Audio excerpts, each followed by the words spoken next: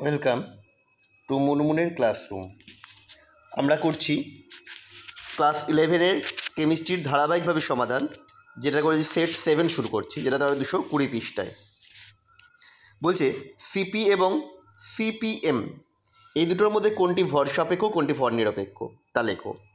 CP মানে হচ্ছে constant pressure, আর CPM মানে কনস্ট্যান্ট প্রেশার অ্যান্ড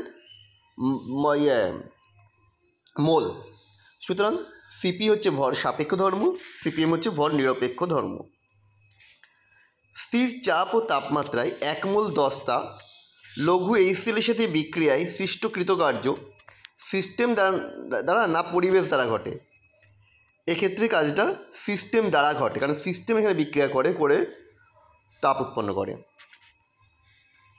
আবার বলছে অথবা 4.92 ATM চাপে কিছু পরিমাণ আদর্শ গ্যাসের আয়তন ও উষ্ণতা যথাক্রমে 10 লিটার থেকে 27 লিটার 10 লিটার এবং 27 ডিগ্রি সেন্টিগ্রেড। সমষ্ণ পরাবর্ত প্রক্রিয়ায় গ্যাসটিকে সম্প্রসারিত করে আয়তন 25 লিটার করা হলো। তাহলে গ্যাস কর্তৃক সর্বাধিক কৃতকার্যের পরিমাণ গণনা করো। তাহলে আমরা কি জানি, W = 2.303 nRT log V2/V1। এখানে এন এর মানটা বসাতে আমি প্রথমে ভুলে গেছিলাম, সেই জন্য দেখো বসিয়ে দিয়েছি 1.99। কী করে এলো না, PV = nRT, তাহলে N = PV/RT, সেই ফর্মুলায় বের করেছি 1.99। সেটা বসালে আসছে -4548.7 জুল। এখানে 1.99টাকে যদি তুমি 2 ধরো, তাহলে কিন্তু এটা চলে আসবে ওই 4570 বা 71 এরম টাইপের একটা অ্যান্সার, যেটা বইয়ের সাথে মিলবে। পরেরটা যোগটা আইপ্যাক নাম লিখতে বলেছে। আইপ্যাক নাম হচ্ছে, দেখো আমি করেছি, মার্ক করে দিয়েছি 1 2 3 4 করে। 3,3-ডাইইথাইল পেন্ট 1,4 ডাইইন। পরেরটা C4H8 আণবিক সংকেত বিশিষ্ট অ্যালকিনের দুটো জ্যামিতিক সমবায়।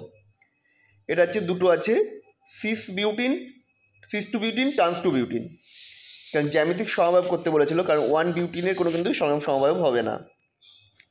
দেখো ছবি দুটো আমি দিয়ে দিয়েছি, সিস-2-বিউটিন ট্রান্স-2-বিউটিন। বলছে 1 ডিগ্রি অথচ যথেষ্ট স্থায়ী এরূপ একটি কার্বোক্যাটায়ন উদাহরণ। এটা আমি করেছি বেঞ্জাইল কার্বোক্যাটায়ন, সংকেত দিয়ে দিয়েছি। ইলেকট্রোফাইল দ্বারা প্রতিস্থাপন বিক্রিয়ায় NH2 গ্রুপ নিউক্লিওফাইল দ্বারা প্রতিস্থাপন বিক্রিয়ার ক্ষেত্রে NO2 গ্রুপ কী প্রকার নির্দেশক রূপে কাজ করে। দেখো, ইলেকট্রোফাইল দ্বারা প্রতিস্থাপনের ক্ষেত্রে NH2 গ্রুপটি হচ্ছে অর্থপ্যারা নির্দেশক গ্রুপ, আবার নিউক্লিওফাইল দ্বারা প্রতিস্থাপন বিক্রিয়ার ক্ষেত্রে NO2 গ্রুপটাও হচ্ছে অর্থপ্যারা নির্দেশক গ্রুপ রূপে কাজ করছে। সোডিয়াম ফিউমারেটের জলীয় দ্রবণকে প্ল্যাটিনাম তড়িৎদ্বারের সাহায্যে তড়িৎ বিশ্লেষণ করলে ক্যাথোড ও অ্যানোডে কী কী পদার্থ উৎপন্ন হয় তার সমীকরণ সহ লেখো। সোডিয়াম ফিউমারেটের জলীয় দ্রবণকে প্ল্যাটিনাম তড়িৎদ্বারের সাহায্যে তড়িৎ বিশ্লেষণ করলে ক্যাথোডে NaOH হাইড্রোজেন এবং অ্যানোডে অ্যাসক্লিন ও CO2 উৎপন্ন হয়। দেখো বিক্রিয়া আমি দিয়ে দিয়েছি। কী ঘটে সমীকরণ সহ লিখতে হচ্ছে। অথবা ইথাইল বেঞ্জিনকে ক্ষারীয় KMnO4 সহ দ্রবণে উত্তপ্ত করা হলো। ইথাইল বেঞ্জিনকে ক্ষারীয় KMnO4 দ্রবণে উত্তপ্ত করলে বেঞ্জয়িক অ্যাসিডের লবণ উৎপন্ন হবে। আমরা বিক্রিয়াটাও লিখে দিই, যারা বেঞ্জয়িক অ্যাসিড করেছি, যেহেতু ক্ষারীয় আছে এটা লবণে কনভার্ট হয়ে যাবে। কীভাবে একটি সক্রিয় ক্লোরিন লক্ষাধিক ওজন অণুর বিয়োজন সংঘটিত করে তার সমীকরণ সহ বুঝিয়ে দাও। একটি সক্রিয় ক্লোরিন পরমাণু ওজন অণুর সাথে বিক্রিয়া করে অক্সিজেন এবং ক্লোরিন মনোঅক্সাইডে পরিণত হয়।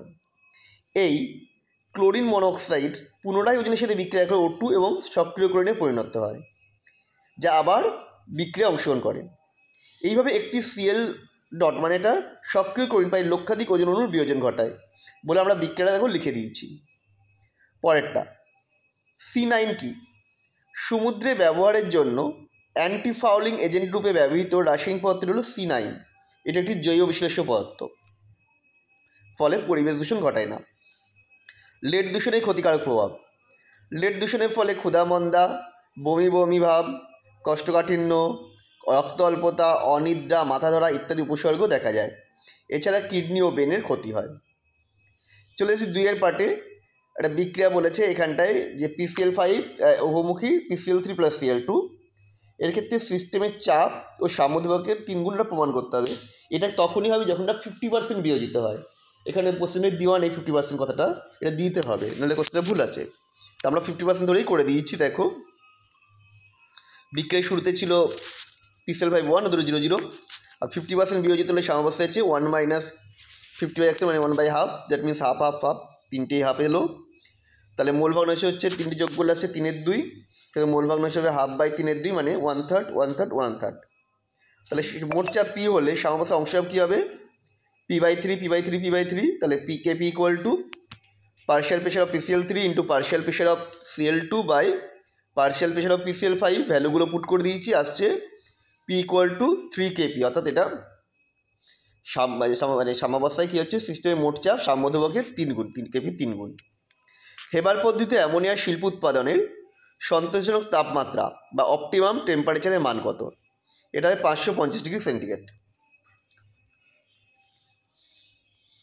বলছে অজৈব লবণের গুণগত বিশ্লেষণে ধাতব মূলকের শনাক্তকরণের ক্ষেত্রে গ্রুপ বিশ্লেষণ প্রক্রিয়াটি যে নীতির ওপর ভিত্তি করে প্রতিষ্ঠিত, সেই নীতিটি লেখো। কোনো স্বল্পদাব্য লবণের দাব্যতা গুণফল KSP এবং আয়নীয় গুণফল Q হলে যদি Q গ্রেটার দ্যান KSP হয়, অর্থাৎ আয়নীয় গুণফল দাব্যতা গুণফলকে অতিক্রম করে যায়, অর্থাৎ দাব্যতা গুণফল অতিক্রম করে, তবে দ্রবণ থেকে লবণটি অধক্ষিপ্ত হবে।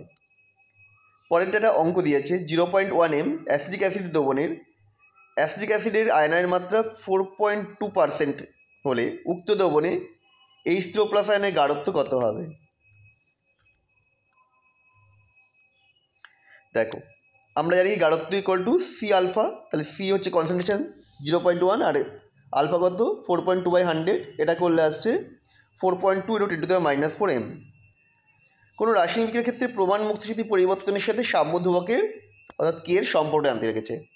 এটা হবে ∆G equal to -8T ln K বা ∆G0 equal to -2.303 8T log K।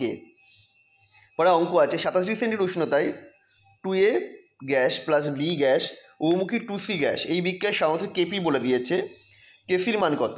আমরা জানি কি KP equal two KC into RT⁴ n। তাহলে এখানে আমরা KC ইকুয়াল টু কত পাবো? KP/RT⁴ n, ভ্যালুগুলো পুট করে দিয়েছি, করলে যেটা আসছে 5.34 × 10⁻11 লিটার মোল ইনভার্স। আমাদের ভিডিওটা তোমাদের কেমন লাগলো অবশ্যই কমেন্ট করে জানাও।